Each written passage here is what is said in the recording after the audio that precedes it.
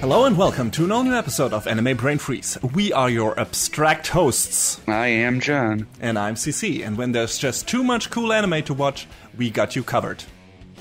Today everything comes full circle here on Anime Brain Freeze. First I'll talk about the latest mind-bending artsy output from writer/director Kunihiko Ikuhara, Sara Zanmai.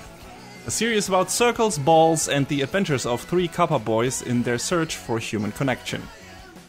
And then we will go back to the very beginning of our little podcast by talking about the second season of the first show we ever reviewed, One Punch Man. Can the second season hold a candle to its predecessor? Well, stay tuned to find out. But first, sadly, we have to cover some bad news in the world of anime that happened last week. Yeah, so, last Thursday morning, a tragic event occurred in Kyoto, Japan, where 34 people working at Kyoto Animation lost their lives in a senseless act of violence. I want to start by maybe addressing the perpetrator of this crime. I don't have kind words for you. I can only say I don't want to know your name, and I don't want to know why you did what you did. I hope that you gain no infamy from this. I hope that you aren't put to death. I hope that you're left to rot in your jail cell and that you fade from history and are forgotten. That out of the way, because I don't want to focus on the bad. I want to focus on the good. Yes. But it's hard to, focus on the good without first addressing what did happen, because what happened last week is nothing short of appalling. Yeah, it's a tragedy. And I think a lot of other people have stated better than what I personally can what an incredible loss this is, because in addition to the human cost, nearly all of the work at Kyoto Animation Studio 1 was lost. Anything that was in progress or from past works, basically an entire living archive was lost to this egregious act.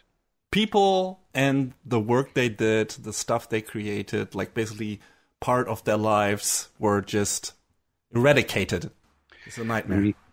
I mean, for either of us who are an ocean or a giant landmass, because we both live in different parts of the world, away from this incident, it feels weird to describe how heartbroken I feel about this. I'm sure you do as well. Sure. Because KyoAni's works, no matter how fantastical or whimsical they are, always have this profound human element to them. Something that I believe was, like a very deliberate choice when they were choosing what they were adapting. Because all of their shows and movies are so painstakingly crafted and just amazingly well realized. KyoAni is also something of an outlier in the Japanese animation industry because they employ a disproportionately large amount of women compared to other studios, which kind of helps to bring a much-needed balance and added perspective to an industry that most definitely sorely needs it. Their workers are all salaried rather than freelancers, which enables them to focus on the quality of their work rather than having to meet a certain quota. And they also have a much healthier work-life balance because, I did some reading on this. They even have, maternity leave and things like that, which is great, which is how it should be. Mm-hmm. I guess more than anything else, what I'm trying to say is that Kyoto Animation is an amazingly progressive company in a field of work that, again, really needs this sort of mindset. I want to remember them for that and the enjoyment that they brought to people around the world. Yeah, which is immense. A lot of people have poured out their sympathy in the wake of this tragedy, and have done their darndest to contribute in some way to ease the pain of the people left behind, and to make up for some of that in some form or another. There was a fundraiser set up, I think, on KyoAni's side that you can still donate to, if I'm not mistaken. I think I'm going to put that in the episode description, so you can just follow the URL there if you want to give some money. That would be nice. I think some of the work, I'm going a little off my script here, but sure. I think some of the work was actually spared because of some key frames were in a museum. I forget which one. So yeah, there's a little bit of stuff that was, at least spared from this. But yeah, these 34 talented artists who were trying to deliver their creative vision to us, they're gone forever now. The legacy of those who remain is in tatters. But, rather than being sad about that, it's important to celebrate their achievements and their creations. And it's important to share what your favorite work of theirs is. And it's important to keep everything that encompasses what KyoAni is in your hearts.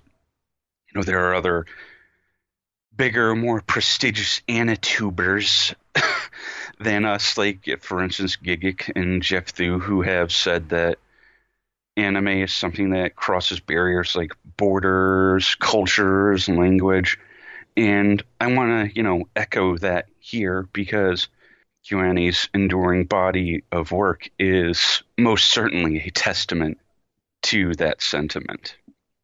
I guess to close out my piece, I want to say, if you feel like this has affected you in any way, CC just said, there are different ways you can donate.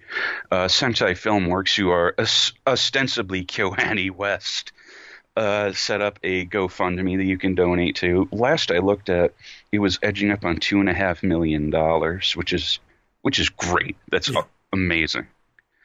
You can donate to them directly. They put up donation info on their website, and some people have taken to translating it.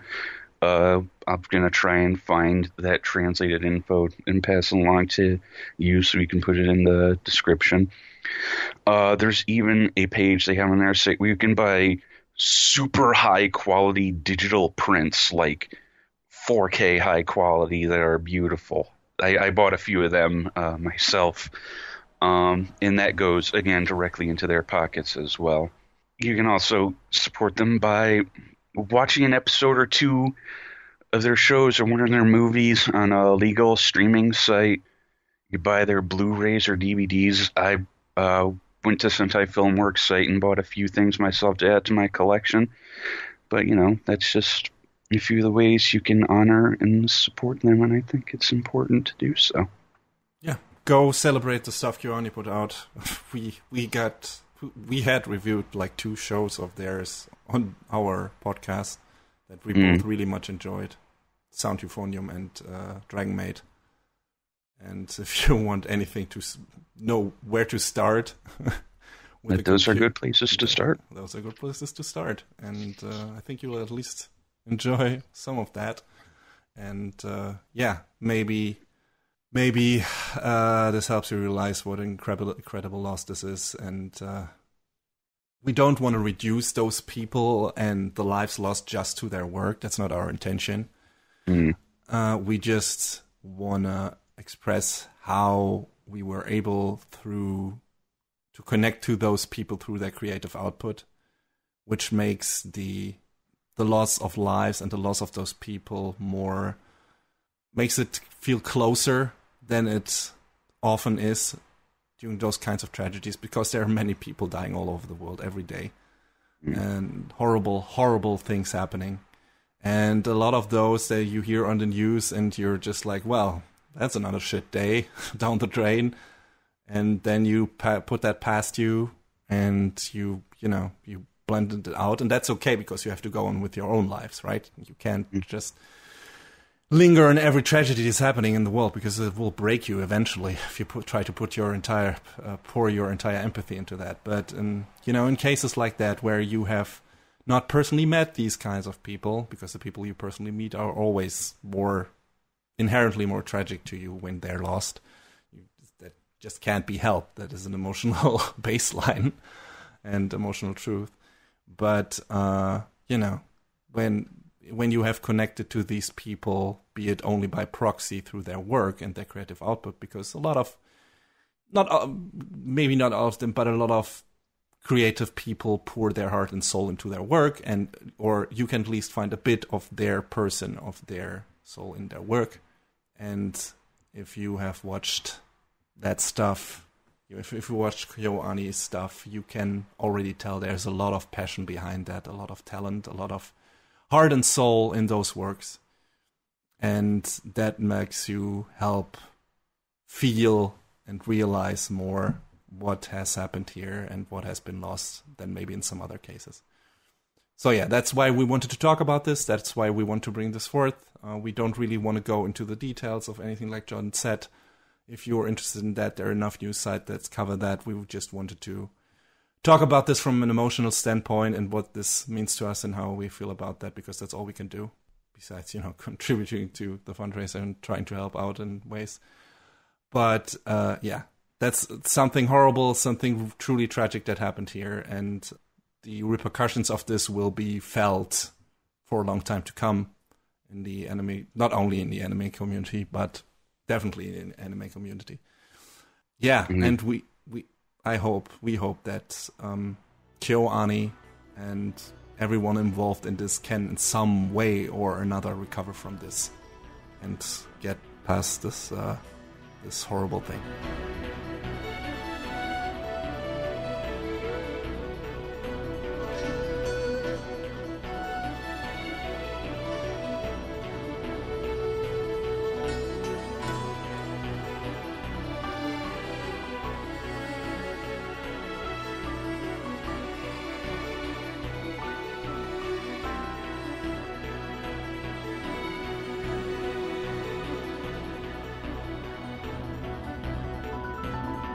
Through a number of unfortunate circumstances, the three middle school students, Kazuki, Enta, and Toi, break the Kappa statue of the guardian god of Tokyo's Asakusa district.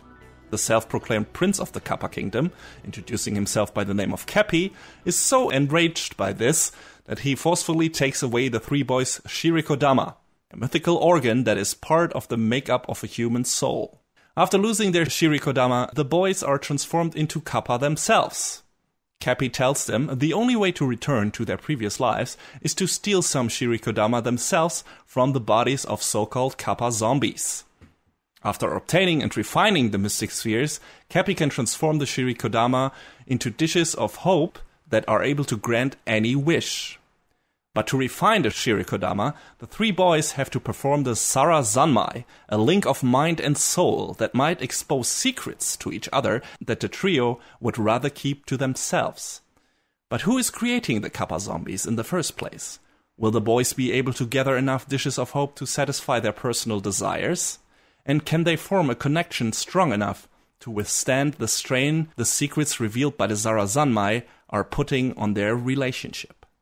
So, Sara Zanmai is, like I already alluded to in the intro, is the brainchild of writer and director Kunihiko Ikuhara. Besides this TV series, he has also wrote a one-volume spin-off manga and a Sara Zanmai light novel. Now, if you haven't heard his name before, although I think we have mentioned him, at least in passing before, he made Pretty sure we have, yeah. Yeah, but he made his big splash as a director on Sailor Moon up until its fourth series, Super S, I think. So he did normal Sailor Moon, Sailor Moon R, the R movie as well, I think, Sailor Moon S and Super S. At least as a director, sometimes also as a serious composer, I think, and storyboard artist. But his most prolific work came probably after that in the form of Revolutionary Girl Utena, the series and the movie, which is still heralded as one of those transformative anime works, like in the same vein as Neon Genesis Evangelion, I guess, especially for young girls who watched it while growing up. He also wrote and directed Penguin Drum, and 4 years ago he was a director and series composer on Yurikuma Arashi. He has done very few small things in between, but those I mentioned are his hallmarks. So he seems to be this auteurish director who has a very clear vision for his projects from beginning to end, and also a very tight grasp on what that project is supposed to be. Like he has the reins in his hands. He's at the steering wheel. And he has always very specific things to say in those projects. And Sara Zanmai is no exception. He was aided on the series by chief director Nobuyuki Takeuchi, who also worked on the Monogatari series, Utena, Lyrical Nanoha, and Penguin Drum. And also he had a co-writer on this show in the form of Teruko Utami, who also worked on the production of Princess Jellyfish and Durarara and wrote scripts for Kakegurui, Dance with the Devils, and Sheer Boys. The music is done by Yukari Hashimoto, who also worked on Toradora, Osomatsu-san, and of course Penguin Drum and Yurikuma Arashi again, so also an Ikuhara familiar at this point. And this series was animated by Studio Mappa, which we have already mentioned in our previous episode when talking about Dororo. So I won't run down their bio again, which we probably do too often, considering we have long-time listeners who are at this point probably sick of us reciting the production credits of certain studios. But then again, bear with us, because each episode could be a new listener's first episode. So there you go. Suffice to say, this is the best-looking series Mappa have produced ever, in my opinion. This is a super colorful, fluid, snappy-looking production that has a very high and very consistent level of animation quality. Mind you, it's probably also the most cartoony that Mappa ever went. I mean, I don't know about TQ. I assume that it's very cartoony as well. John, you watched that, so... Well, TQ is... The legend is its own beast altogether. Okay. But it's probably more cartoony than something like Dororo or Yuri on Ice or something, I assume. Well, by virtue of its source material, yes, it is. Okay. Goofy So yeah, as hell. Sarasanmai is more in that vein. And from what I've seen of their stuff, this is like the most cartoony, fun, colorful, varied, and interesting looking stuff they have done. And like I said, it is super consistent from beginning to end. There were passionate people working on this that never phoned it in and apparently had enough time and motivation to realize Ikuhara's vision without taking shortcuts, and that's great. Now, if you have never seen a show of the Ikuhara brand, if you want to call it that, the first episode of this alone will probably weird you the fuck out. Because Kuniko Ikuhara employs a very surreal and abstract style of direction, imagery, and of storytelling in pretty much all of his big works. Like, imagine the most surreal, artsy, weird, non-sequitur arrangement of scenes, theme presentation, and story beats you could think of, and I'll wager that Ikuhara will still manage to outdo that in at least one scene in this show. Now, granted, Sarasanmai is the first show of his that I have watched to completion, but judging from what I've seen of his other stuff, a few episodes of Penguin Drum and Yurikuma, as well as some clips and reviews of Utena, this is definitely his thing. Now, that also means that his stuff can be very challenging to watch, especially if you are more used to or even prefer a classic straightforward narrative. And don't get me wrong, there's definitely a narrative here, but it is often buried under a plethora of visual metaphors, a myriad of subtextual themes, obtuse puns and wordplays, at least if you don't speak Japanese, which I don't, a bunch of seemingly random comedic bits, and a lot of queer imagery. Ikuhara has always put a lot of queer stuff in his works, from what I can tell, but while at least Utena and Yurikuma are more focused on the Yuri end of things, Sarasanmai is definitely more in the male-oriented BL section. It can be found everywhere in this series, from the relationship between the three main characters and our main two antagonists to the visual style of the Kappa zombies and how the Shirikodama are extracted from people's bodies, which, in case you didn't already guess it, is through their butts. And this is not some hinted at procedure. Even though presented in a very visually abstract way and in a very colorful style, it's a very graphic display of three Kappa boys diving into the ass of a giant weird zombie creature and pulling out a giant sphere. While they do that, we get a side shot that makes them look like anal beads. Oh. And when they finally pull the Shirikodama out, there is a lot of anal leakage. Again, colors and designs are abstracted, so it looks too cartoony and unrealistic to be gross or anything. But you definitely get the idea what is going on here. And yeah, Kappa, in case you are not familiar with them, are these weird duck/frog/turtle creatures from classic Japanese folklore that live in the rivers. And if you get too close to them, they will extract your soul through your anus. So you see, the series is consistent in how it integrated that part of the myth. Another big thing in Ikuhara's works is they often feel like stage plays or musicals, and that is very prevalent in this series as well. We got at least 2 big musical numbers in every episode. Those 2 acts don't really change much. A few lyrics adjustments aside here and there to match, each episode's theme. And they are repeated in every episode. So maybe for some of you, they will get old after a while, but I found the presentation so weird and interesting to look at that I didn't tire of it. So the first musical act is when the 2 Otter Corps, because the arch enemy of the Kappa is the Otter Empire, of course. When those 2 guys named Ryo and Mabu turn people into Kappa zombies by extracting their desires from their bodies, they do it by shooting them with a special gun and then performing a special dance number. And the second musical act is the actual fight of the 3 protagonists against said zombie.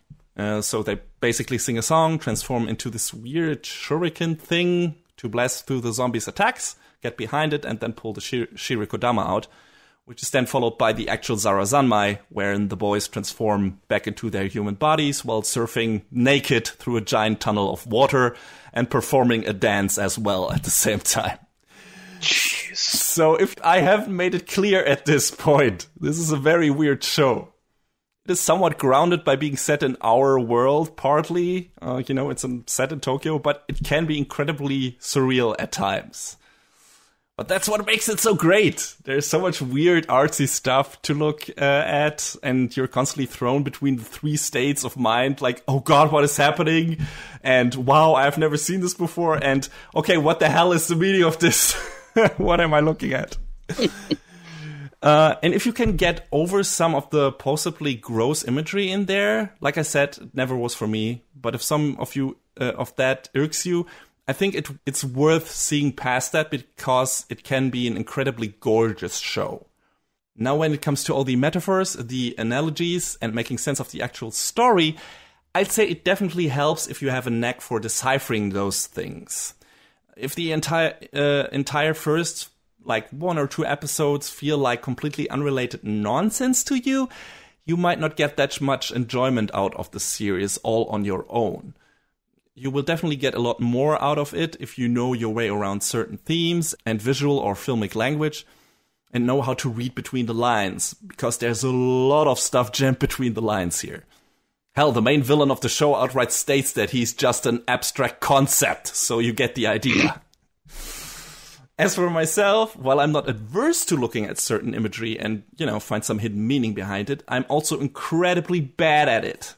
And even then, I gotta say, I really enjoyed the story of Zarazanmai from beginning to end.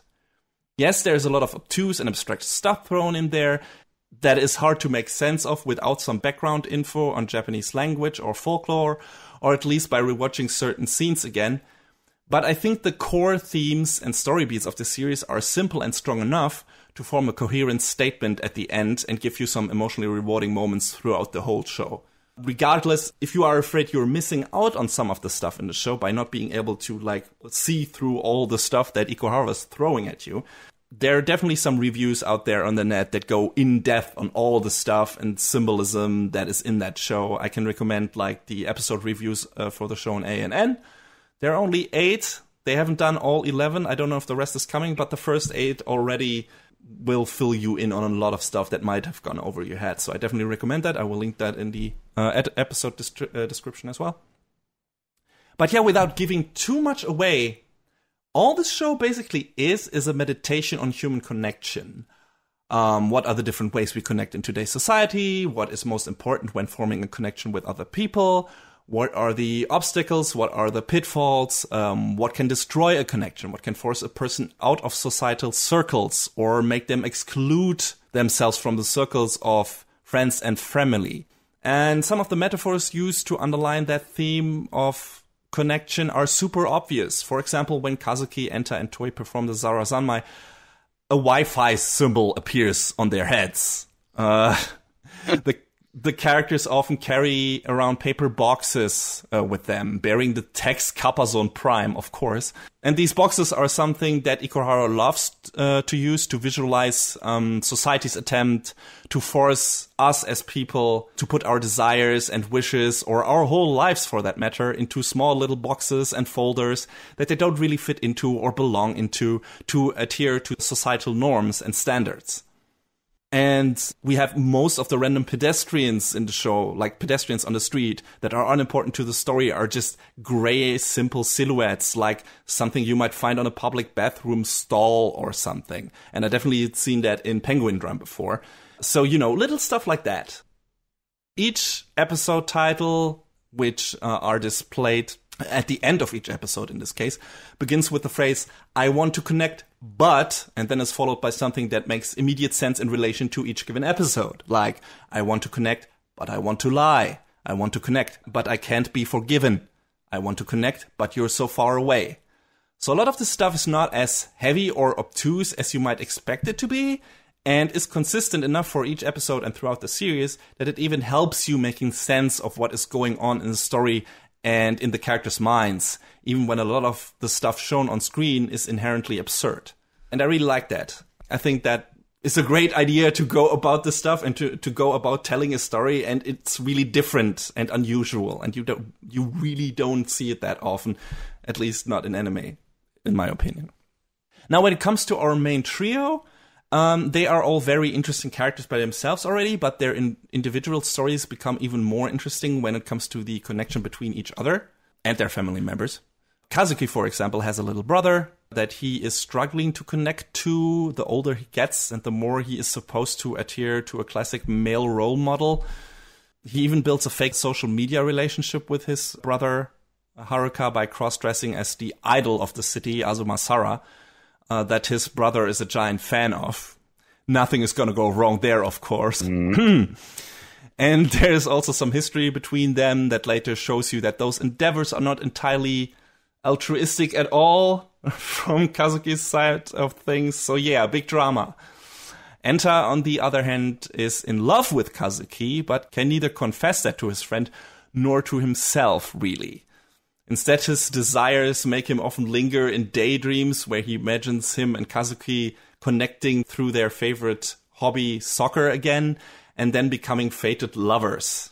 And last but not least, there is Toi, who has a giant piece of baggage in his life, also in the form of a brother, his big brother Chikai, who he really loves, but who has become a stone-cold criminal and whose favorite motto is "only bad people survive in this world," which naturally Toi tries to adapt into his own life to connect with his brother, and you can imagine that leads to a plethora of horrible clusterfucks as well. And yeah, all these characters have something incredibly relatable to them. All their problems are very human and heartfelt in nature and plucked straight from reality. They are not always likable, because they make some really bad and selfish decisions throughout the story, but that makes them trying to break out of their own personal vicious cycles so much more emotionally rewarding, in my opinion. I really like this main trio of characters and their journey of connection, self-realization, and self-actualization in this series. Our antagonists don't fare as well, in my opinion.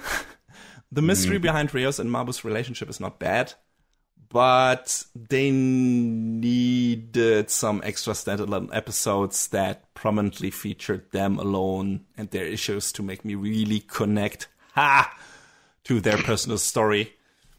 Cappy and Azumasara are also kind of important to the story in terms of basic plot, but they were mostly in there for comedic purposes, to move the plot along or fill you in on the story and themes by throwing some metaphors at you. There's not much character development to them, if at all, so they are mostly in there as support for the main characters. And yeah, I really don't want to give any more away in terms of where the story and the character development goes, because I think that is the most interesting stuff in the show. But if you need some incentive to make it to the end, I was very happy how the show wrapped up the three main character story arcs. It felt consistent. It had a bittersweet and heartwarming note to it, which I always appreciate. And by the end, some interesting and important things have been said that you might very well be able to apply to your own life as well. So it was very rewarding in that regard as well. I would have appreciated it if we had spent a bit more time with each character, especially the antagonists, because it can sometimes feel like the show is rushing from plot point to get where it wants to go and to bring the messages across it wants to bring across. But since the show has only 11 episodes, which is an unusual number, I feel like this was the exact episode number Ikuhara had in mind, and the exact amount of story he wanted to tell, and the exact amount of time he wanted to spend on that story.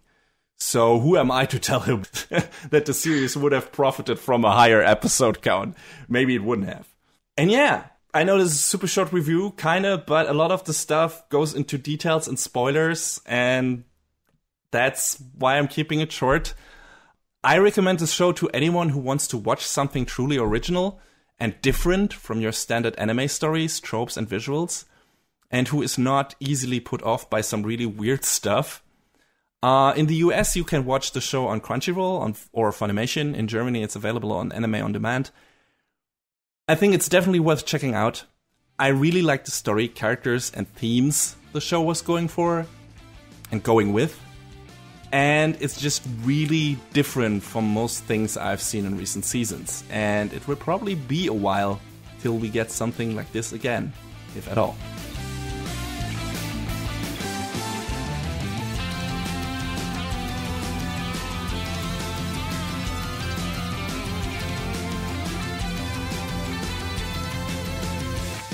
All right, so it's time to go back to the past. To the beginning. The very beginning, the beginning of all anime. Before this, there was no other. And the end? Yeah. The Alpha and the Omega? Well, hopefully not the Omega, because, well, we'll talk about it. Mm-hmm. So, yes, we're going back to our very roots to talk about the glorious return of One Punch Man. So, what's One Punch Man about? Of course, it's about Saitama. Saitama is a hero for fun. And only that, no. But Saitama is a young man who, after 3 years of special training, I think was it 100 push-ups, 100 sit-ups, and a 10-kilometer run per day. Yes. Each and every day, he somehow now has this unnatural strength there that he is pretty close to just being invincible. He can beat all of his opponents in one punch. So far, Go on. So far, he has been pretty much invincible. Like, nothing has been able to really even touch him. Like, he didn't... And if they were able to touch him, it was because he didn't put in any effort into evading them or deflecting the attacks or whatever. Like, so far, he's only done normal punches. Yeah. And, just swaying a bit here and there, but not really crazy acrobatics or anything. He doesn't have to. He's just so fucking OP. OP, man. But yeah. Yeah, hey. Man, this is a pun-heavy episode. But yeah, we're gonna go into full spoilers here, because this is a continued series review. Just as a warning. But yeah, John, please continue. What? I mean, I don't know if you already want to go there, or if you want to go a bit more into the story of the second season first. Oh, just the broad strokes overview of the story. Just that in the first season, we saw a little bit of the seer, Madame Shibabawa, in her prediction that, a great calamity is going to befall the planet, And it's slowly starting to come to pass as the incidents with monsters is escalating. And there's the appearance of a man named Garo, who is utterly fascinated by monsters, and he basically He wants to make his presence known to every hero everywhere, that he's the biggest, badass, strongest mother lover in the land. And that's kind of, the broad strokes overview. There's little things in there we'll talk about in between. But yeah, I feel like a good way to describe this second season as a whole is one of my favorite descriptors that I don't get to use very often. It was aggressively average.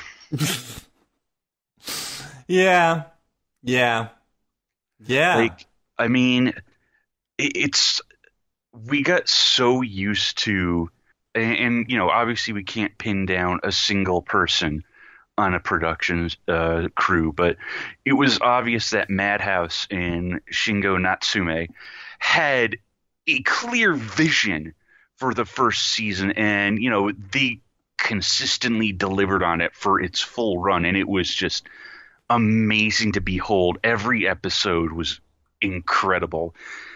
And then we come to this where they kind of were like, okay, we can phone it in on this episode, maybe look a little bit on the next one, and we can just kind of go back and forth between, it's fine, they won't notice, except they will. Yeah. And I mean, we've mentioned this before in the sneak peek when we talked about the show, and it's been all over the media, but this is not Madhouse working on this show anymore. It switched studios. It's JC's staff now. You have heard John's criticism of JC's staff and some of his recent reviews. It's a little weird, though, because it's not a show I'm going to be talking about for a while, or I'm not going to be talking about one of their shows for a while, because they have several this current season, and I hope and that might seem like they're spreading themselves thin, because they probably are. Mm-hmm. But one of the shows I'm watching has at least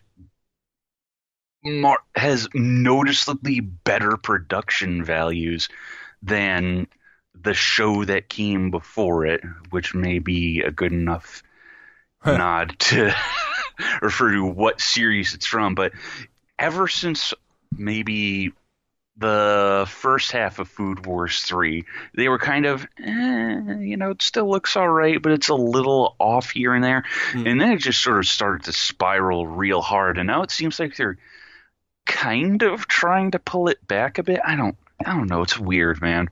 And we're mostly talking about the visuals here. Yes. You brought Food Wars Season 3 as an example. And I really liked the story of that. And I still thought everything, aside from the visuals, was really good in that season.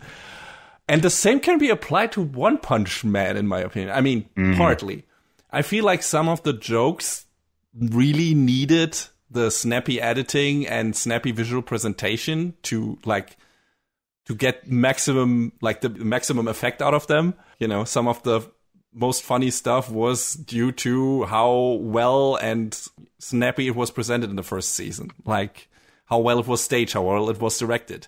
And you miss out on that here too. But a lot of the dialogue is still great.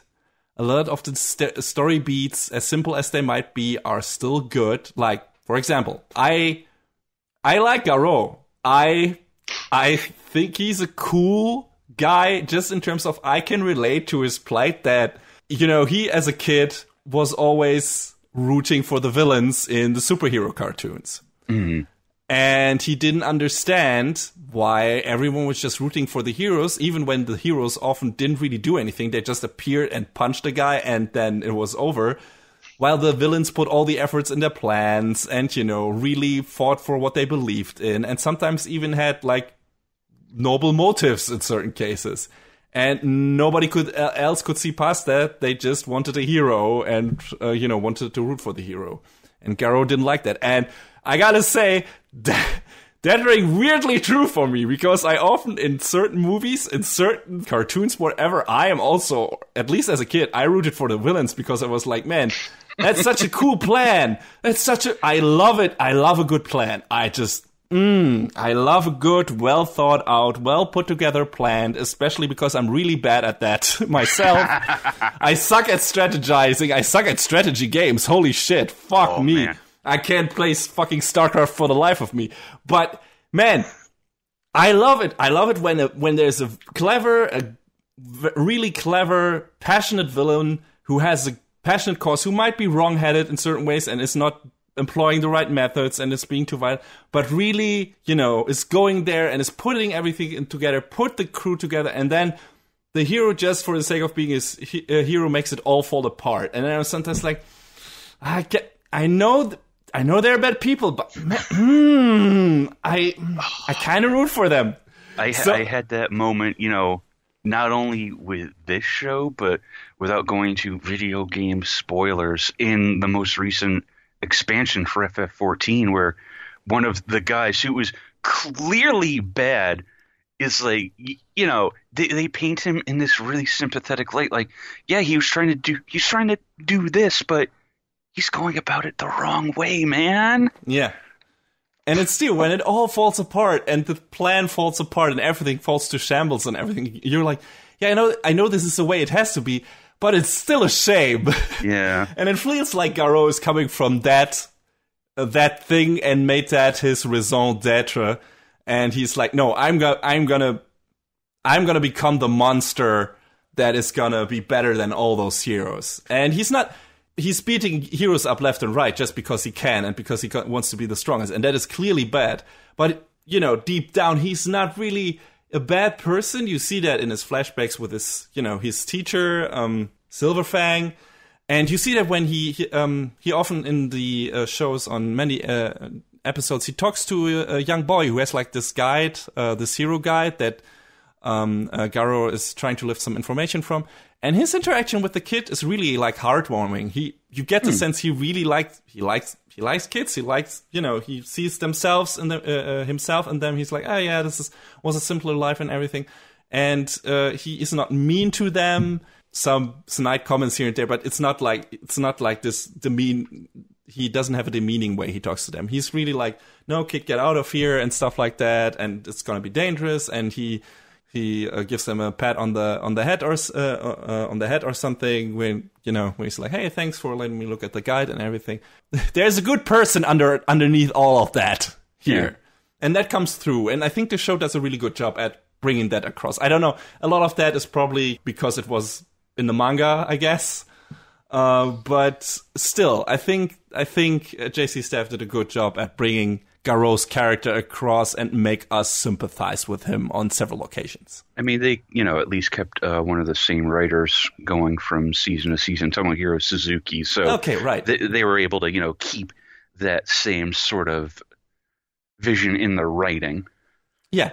And like I said, a lot of the jokes are also still great, especially when it comes to fun dialogues and Saitama's reaction to certain things, because he still has this great, pretty much unfazable, nonchalant, I kind of don't give a fuck way about reacting to things. Like he does in many cases things that are supposed to be super important and are treated like that by other people. He just either doesn't know about or he doesn't care about, and he has no problems with showing that, and not in an asshole way. Just like, oh, okay, I didn't know that. I don't really care. Until he kind of meets his match with King, as far as video games are concerned. Yes. That is great. Their relationship is fantastic. I love King because he's supposed to be this, the big 7th ranked S-class hero, but he's a fucking loser. He's a fraud. I love it. He's a super fraud. Yeah, he's a fraud. He's like, everybody thinks he's super strong because a lot of villains just run away from him. But the thing is, his special power is he emits a kind of menacing aura. That's why nobody dares to touch him. If they did, they would knock him out in one punch. And I don't mean Saitama would do that, but everyone would do that. Because King is just a guy that can just has this very menacing look, and his fucking King engine, which is just his heart, his heartbeat becomes super fast because he's obviously stressed out and just fucking terrified. But that just works in a way with his superpower that everyone is afraid of him. So that's fantastic. It's just another fantastic spin on heroes in this show. And I love it. It's so good. Good. He's just a nerd, and he just wants to do nerd things. And then, I'm somehow a superhero now. Yeah, he doesn't want to be, but, he also appreciates the benefits that come with that. In terms of, money and everything. So Yeah, but him and Saitama connect, just because, Saitama gets what he is, and King understands what Saitama is, and, they both have a passion for video games. King is just grade A nerd and much better at video games than Saitama is, which I, again, could relate to as well, especially when they played fighting games, which they do a lot, because I have two friends that I played a lot of fighting games with, and they are so much better than me. And sometimes it's hard to keep my cool when I just whittle down their health in the fucking fighting game and just get so close to finally win one of them, and then they fucking kick my ass. I'm like, fuck, I was so close to winning. No! And this is exactly what happens in this show. In one episode, I was like, Saitama, I feel you, man. I like these guys, but I'm getting really angry right now, and I need to vent. And because of my own shortcomings. Yeah, but it's great. There are a lot of stuff, a lot of relatable stuff in here. A lot of just from all different kinds of characters. You can find aspects of yourself in them, and, aspects of other people in your life. I mean, Saitama doesn't really have to stand still in this series either.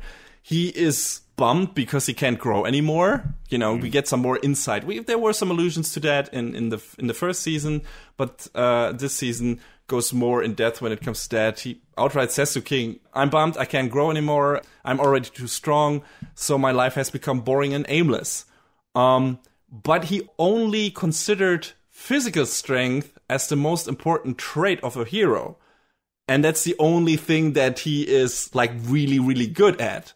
In other categories, he might be lacking, so he can improve in that and, evolve. And that is what King tells him, and that's some food for thought that he gives him and helps him look at things differently and, have this uplifting moment between those two. And Saitama will be like, oh yeah, maybe not everything is hopeless for me, and maybe not everything is aimless and boring in my life. And, of course, because King is the fraud that he stole this monologue from a fucking manga. Which is also perfect. And I loved it.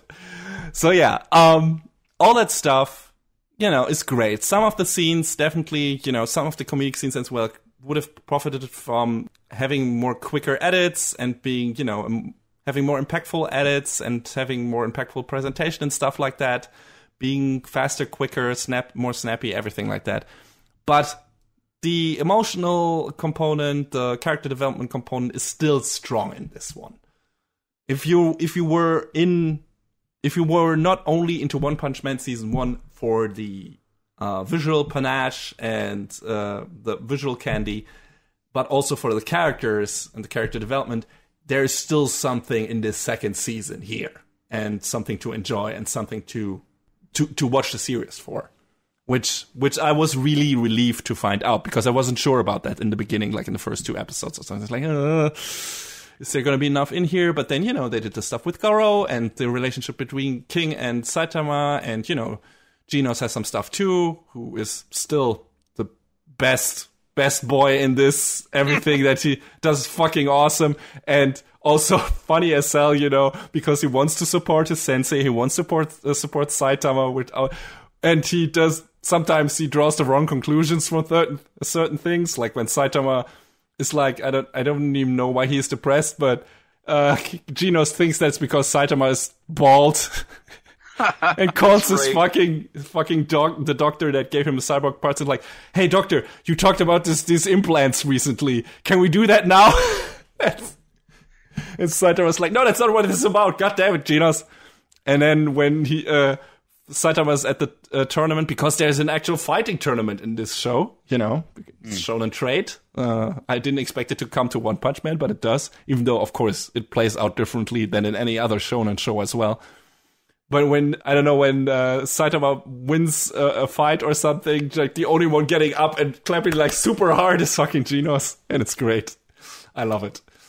So yeah, all that stuff is good. All that stuff is great. What is not great is, as John said, is the overall visual presentation in the show. Sort of lacking the heart of the first season, and that sort of, makes some... It sort of takes away the impact of certain scenes. I mean, I will say the giant centipede monster that showed up several times, the CG on that looked fine, actually, compared to when you compare it against, everything else that was going on around it at certain points. That monster looked, really good and intimidating, and Jesus. Yeah. I would have mentioned that too. Thanks for doing that. I actually thought the CGI on that was great, and I'm a harsh critic of CG in anime. But the CG on that thing is fantastic. It's super fluid. It never feels like it's like cut frames unless it needs to. It's just it brings the enormousness of that creature across well, and how it moves and everything feels realistic. It's fantastic. It's great CG. It's really well done. I can't believe I say that.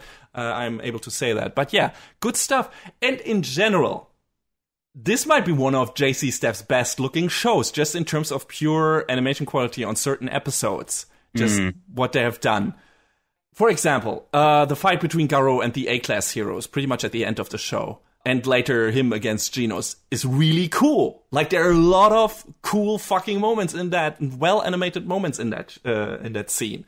Like, in terms of choreography, action choreography, in terms of hand-to-hand combat, in terms of how the heroes do teamwork and employ their specific traits to empower each other and to help each other and to maximize their potential and everything to fight against Garou's like incredible battle prowess. And then Garou trying to find a way to outmatch Genos, which is a really tough thing because Genos is kind of OP in regards to Garou's power level and everything. And all of that, in my opinion, looked great. The problem is, you automatically, if you've watched the first season of One Punch Man, you automatically compare to that. Yeah. And then it can only lose, because the first season looked so much better. And that might be unfair, but that's how it is. And a second season of a show, especially a second season, doesn't exist in a vacuum. And when you have this excellently put together first season in terms of visuals that has like a fucking mind-bending, groundbreaking animation sequence in every fucking episode, sometimes several in each episode, then this loses out. This looks weak. It's not all in the details. Like, I think it's the baseline, just the baseline animation quality is just not as high, but it's also really a lot of moments / the flavor, the panache, the details. For example, something I really miss that isn't in there anymore are these flashy eye catchers. I don't know if they maybe were cut out in the streaming, but first season of One Punch Man had that. Like, you get a flashy animation bit from the episode, or a character from the episode, and then with some really cool color splashed on that, simple color design, simple silhouettes. And then after the break, you get the same thing, just with different colors. And I thought that was really cool and really matched like the comic booky feel the show is trying to go for. Yeah, the classic US superhero stuff. That fit really well. That. Yeah, and that's not in the second season. I don't know if that got cut for streaming or whatever. Maybe it's in the TV broadcast. But yeah, it's not in here. And I noticed that. It felt like, okay, this is something that the second season does worse than the first one. And there's so many moments in this show that feel kind of lazy, that feel like either not the maximum amount of effort was put into this, or the people behind the show just were not capable of it, be it of time restrictions or lacking motivation, or just being not as good as the job as the people in the first season. Talent is a thing. And I don't know, maybe there are a lot of newcomers working on this second season when compared to the first one. And you had some more veterans and more, capable people in the first one. I always feel bad when talking about this because I'm not able to draw for the picture for the life of me. I can do stick figures. And that's so criticizing people who do stuff I could never dream of doing always feels like, oh God, yeah, well, But I can criticize it in terms of what I'm seeing and what other people that were also capable of doing things that I could never do, but could then do them even better than the people from the second season in this case. And I think that's a valid argument and a valid attack angle when it comes to criticism. And yeah, that's what I'm going for here. Because on its own, if the first season was done by this crew, by this second season crew, I think nobody would have complained about the second season. I think people would have probably liked the first season, would have said, hey, this is a really good shonen action show with some really funny scenes, cool characters, everything. It's really cool. Like, I'm gonna keep watching this. People would have done that, definitely. I think it would maybe not have had such a giant-ass mass appeal as the first season did, but it would have found a lot of fans, and a lot of people would have said, this is a great-looking show. But the first season looking like it did, and the season 2 looking like it does, it feels like a step down.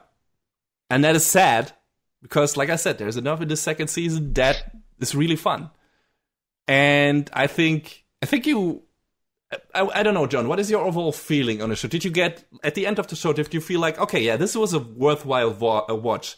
The visual stuff was definitely not on the level of the first season, but they did what they could, or it felt like maybe they did what they could, what they were capable of in most cases. And there are some enjoyable scenes in there. And, you know, the writing holds it over water for most of the time. Or did you feel like, no, this was so lacking in certain parts that it just, like, took me out of the episode? I mean, I feel like there were moments that kind of pulled me out a little bit, but, you know, it kept me going by virtue of, you know, I wanted to see where it was going. I will say I think it's weird, you know, obviously there's more than one weird thing about this production, but it's weird that there was such a large gap of time between the seasons, because when One Punch Man came out, it was hot, it was big, and then, oh, here's your second season 4 years later. Like, I feel like for whatever amount of money Bandai Namco threw at this, because they were a big funder in this, I feel like they would have, you know, seen the value in going at it a lot sooner, and maybe trying to keep trying to do whatever they could to keep the original crew on there. But I don't know if they just went with, like, the lowest bidder or something. You know, these are details we'll probably never know, or we'll find out in, like, 10, 15, 20 years. Someone will, you know, feel, yeah, now's the time to talk about it. But like you've been saying, the writing is there, and that's what kept me going. But just the disconnect between the visuals sometimes. But, you know, I will say it was apparent they saved their budget for the final episode, because damn. Yeah, definitely. They put their all into that one. The thing is, the final episode looks like every episode of season 1 looked.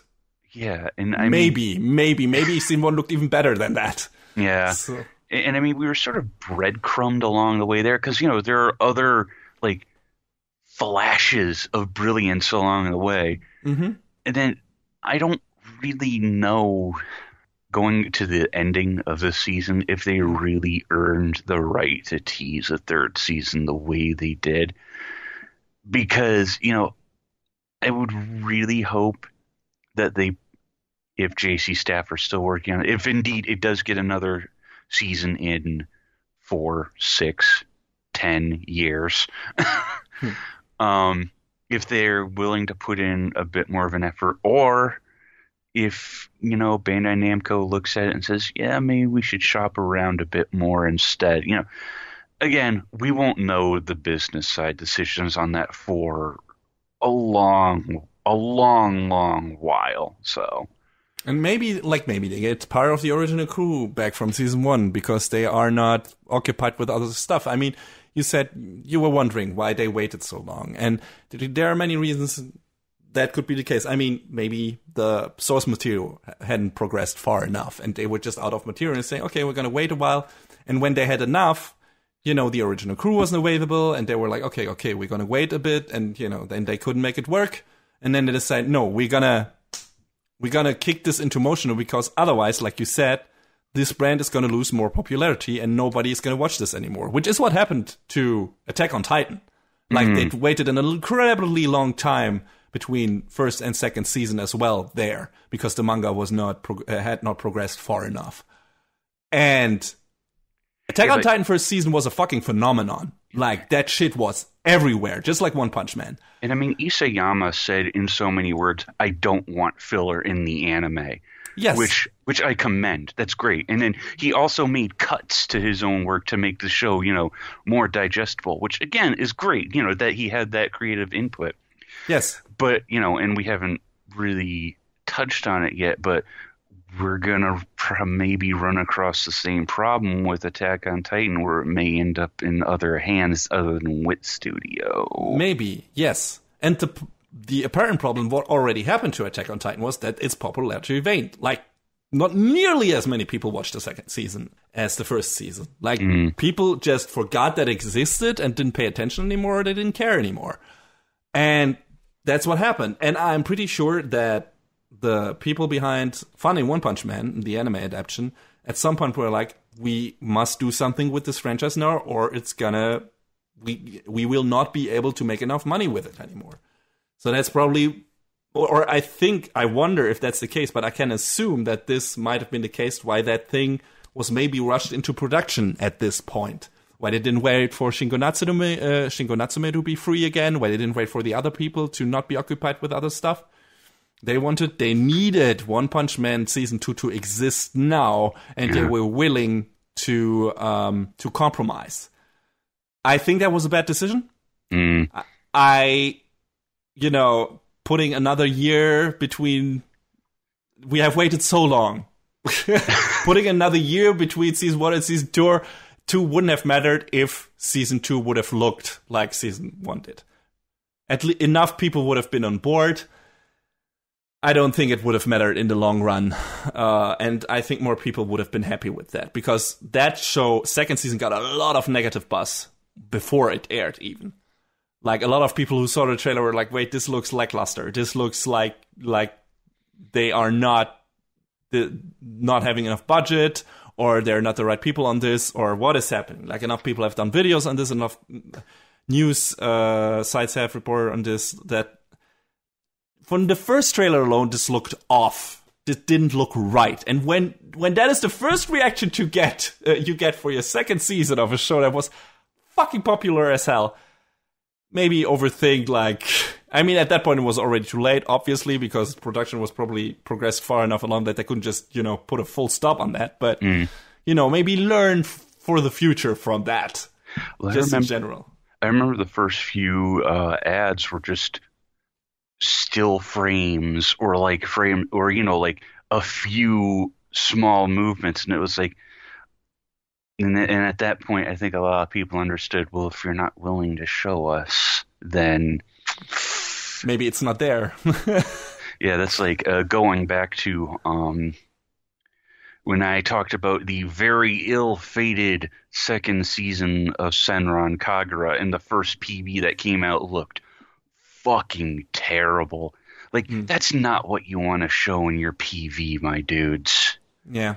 So, and, apparently, I feel like the way they did it with One Punch Man was at least a little more strategic, so we could see, oh, yeah, this is how the characters look in the second season, everybody.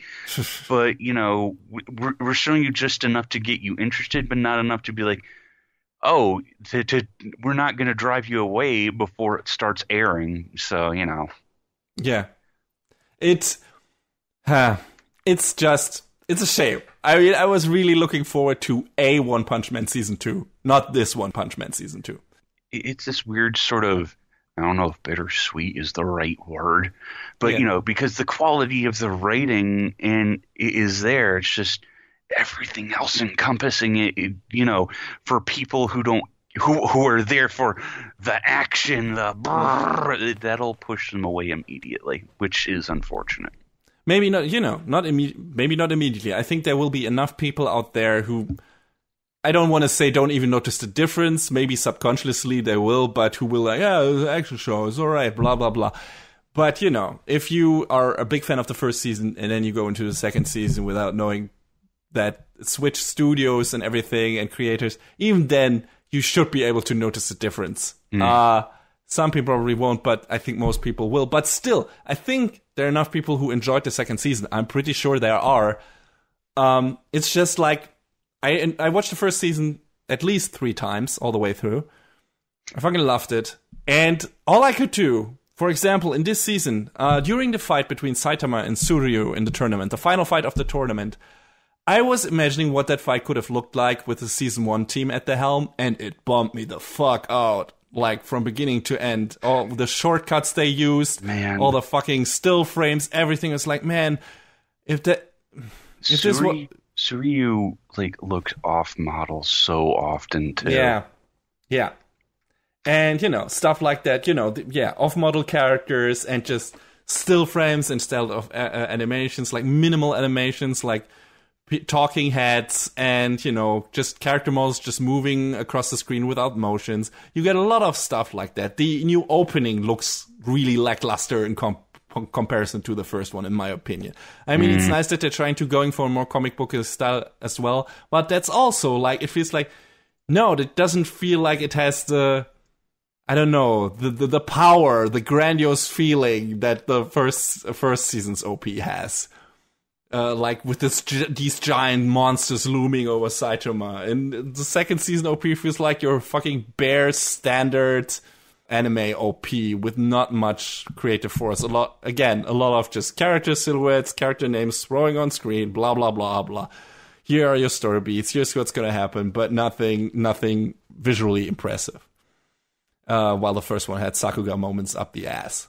And yeah, that's a shame. And the weird thing and the kind of sad but funny thing is how well that kind of lackluster presentation resonates with some of the themes in the second seasons, especially when it comes to King. Because if you remember, in the first episode, Saitama asks King if he is fine with lying about being a true hero. It feels like this show is a fraud as well, a bit. Like, that really fits King's character in the second season. And it feels like the second season, when you compare it to the first one, feels a bit like a fraud as well.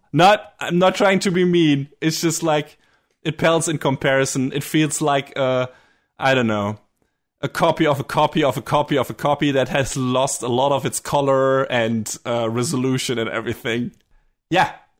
Come for the story, come for the characters, come for the dialogue, everything, for the jokes.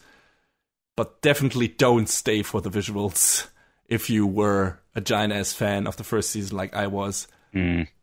It's still fine in its own right. Like I said, there's good action stuff in there, definitely. But it doesn't come close to Attack on Titan, to One Punch Man Season 1, definitely not. To My Hero Academia, any of those shows. Nothing like that is in this show anymore. Or even to the adaptation of one's other work, Mob Psycho. Definitely. Oh, don't even go. Not even close.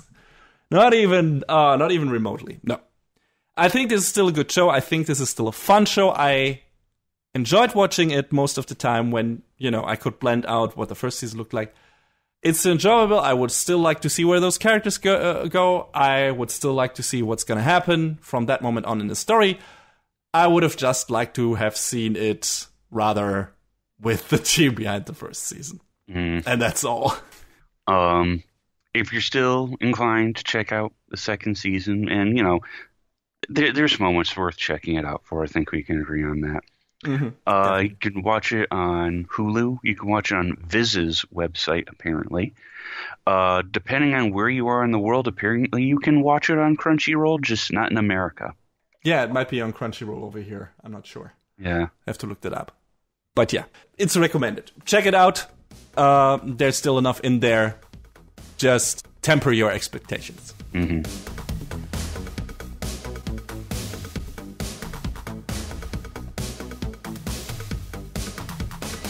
And that is a wrap on the 78th episode of Anime Brain Freeze. All the music in our show is from the Double Dragon Neon soundtrack by the amazing Jack Kaufman. Please go to vit.bandcamp.com and check out his awesome work. Our show is available on most of the popular podcast services, but it's always worth visiting animebrainfreeze.com for our review index and more. Leave us comments and questions on YouTube, follow us on Twitter at AnyBrainFreeze, or send an email to animebrainfreeze@gmail.com. We would love to read your feedback. Thanks for tuning in, we hope you had a good time, and please join us again on our next episode. Macht's gut! So long, everybody. Next time on Anime Brain Freeze. The rise of a hero? And let's have ourselves a bizarre adventure in Italy.